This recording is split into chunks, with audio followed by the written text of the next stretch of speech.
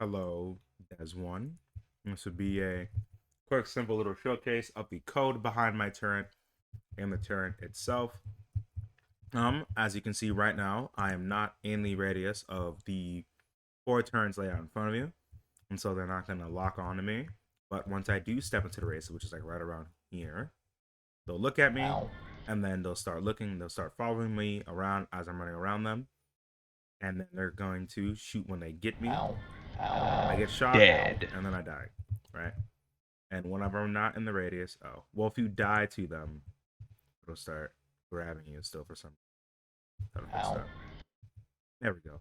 So if you die in the radius, it'll keep looking at you still. But it's just once you walk in and leave, it stops grabbing you.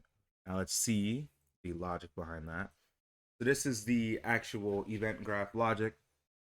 Um, tick, it starts aiming at the player and then firing projectile. And once it's in the actual little line radius. And then once you walk in, once you say, all right, is it the player? If it is the player, set tick enabled. Whenever you leave the radius, is it the player? If it is the player, set tick disabled. And tick does all this. And then let's look at the firing projectile. We did all this in class, so none of this should be wrong, hopefully. Go through there, blah, blah, blah. Spawn at the muzzle, shoot, initialize, shoot out. Not aiming at the player. So to aim at the player, you first want to take the world location of the top, which is this section right here. Then you want to minus that from the location of the whatever actor. In this case, it will be the player. And then you want to normalize those vectors. And then you want to take the dot product of that normalized vector and the right vector in order to set that dot product result. And it's the same thing with the door. I can get my math notes, but I'm not too like kind of privy on what exactly the dot product is. I can read this.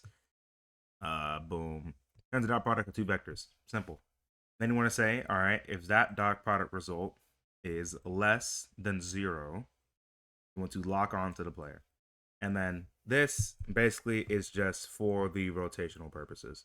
This is to rotate clockwise, and then this is rotating counterclockwise. And then you want to add to the world rotation so it's actually smooth. Because if it's not smooth, it won't be smooth. And then you want to get the world delta seconds of the tick little thing. And then times that by the rotational speed, which is I have set to 100 so it can spin faster. And then you want to make that rotator on the yaw, which is the turning left and right and all the way around. And that is how I created my turrets to look at you, latch onto you whenever you're inside of the radius, shoot you whenever Ow. you get hit by it, and then unlatch whenever you leave the radius. Thank you very much.